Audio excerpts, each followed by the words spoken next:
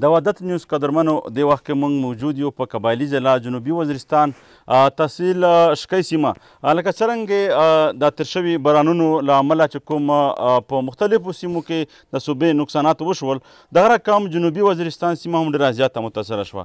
دې وخت کې موږ یو متاثره کورنۍ کې موجود یو د شکی. نو دلته تاسو کتلی شئ دغه چې کوم دی د کور چې کوم دیوالونه دي هغه ړنګ شوي دي، کامرې چې کومې دي هغه هم ړنګ شوي دي. خو تر اوسه پره دلته نه حکومتي چارواکي راغلي دي، نه پی ډي ایم ای او نه ان ډي ایم ای په دې باندې څه نوټس اخیستی دی. او په دې حوالې سره زموږ سره دلته تاسو کتلی شئ چې کوم د دې کور اوسېدونکي دي هغه دوی د خپلې مرستې سره په خپل توان سره لګیا دي. دلته دوی د مکتب کنسټرکشن شروع کړی دی. نو موږ سره چې کوم د کور اوسېدونکي دي هغې سره خبرې کوو. ته ده راته ووایه ځوانه چې دا کور ړنګ شو نو هغې نه پس تاسو په دې کې څومره نقصان وشو؟ حکومتي چارواکو راغلي دي، تاسو تپوس یې کړی دی؟ دا کور چې ړنګ شه دغه وارې وجې نه میږ توقع وه چې میږ ته څوک روشي څه میږ څه مالي جاني نقصان نه دی شوی، خو مالي هم ډېر نقصان وشه. ډېرې کامرې ولوشتلې او ډېر دیوالونه ړنګ شوله. میږ اول توقع وه چې میږ ته د ګورنمنټ نه څه هیلپ ورسي، میږ ته اوسه پوره یا څه هیلپ رسېدلی نه دی. میږ دې نه دا ریکویسټ کړي چې میږ ته د نورې متاثر علاقې غوندې پیکیج میلاو شي. صحیح. دوی د وایي چې موږ هم دا ریکویسټ کوو، دا تمه ساتو لکه څرنګه نورو سیمو سره علاقو سره مرسته کیږي. موږ سره د دې علاقې ویلج چیرمین موجود دی. چیرمین صاحب تاسو نه هم خلق توقعات دي، تاسو نه امیدونه دي. دا کور تاسو خپل وینه ړنګ شوی دی، دیوالونه ړنګ شوي دي. دې وخت کې کل اسمان تللی د کور چې کوم ماشومان دي هغه اوسېږي. نو ولې کوم حکومتي چارواکي دې ته پاملرنه نه کوي، دې سره مرسته ولې نه کوي؟ بسم الله الرحمن الرحیم.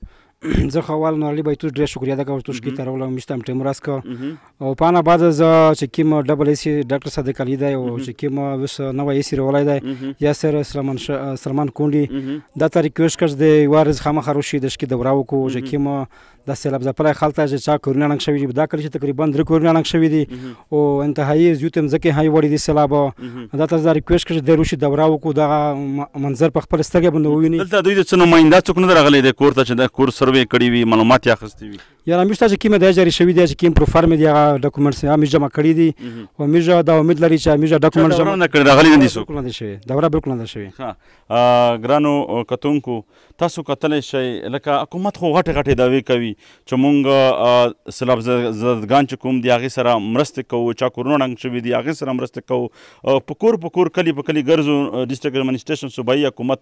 خو دلته یقینا سره موږ د وخت کې په دې کور کې خپل موجود یو. تر اوسه پره یو څوک د حکومتي نمایندان نه راغلی چې د کور جایزه اخیستې وي، دغې ماشومانو ته څه یقیندیاني ورکړي وي، څه تمه ورکړي وي.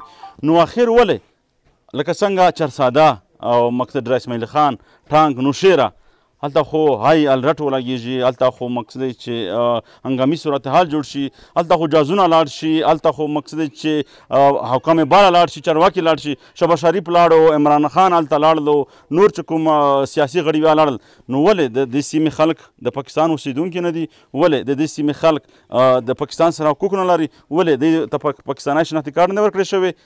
آیا په دې سیمه کې دلته انسانان نه اوسېږي؟ ډېره د افسوس خبره ده، ډېره زیاته د افسوس خبره ده. د دې سیمې خلکو مالي جاني نقصان کیږي او د دې سیمې خلکو اواز نه پی ډي ایم ای اروي، نه ان ډي ایم ای اروي، نه ډسټرکټ ایډمنسټریشن اروي، نه صوبایي حکومت اروي. نو په دې ځلې باندې د دې سیمې خلک دا ګیلې شکوې لري چې که چیرې زموږ سره مرسته نه وشي، د دې سیمې غریب ولس سره مرسته نه وشي، نو موږ به پر روان وخت کې په ډېر په دې باندې مجبوره شو چې موږ به احتجاجي پرلط کوو.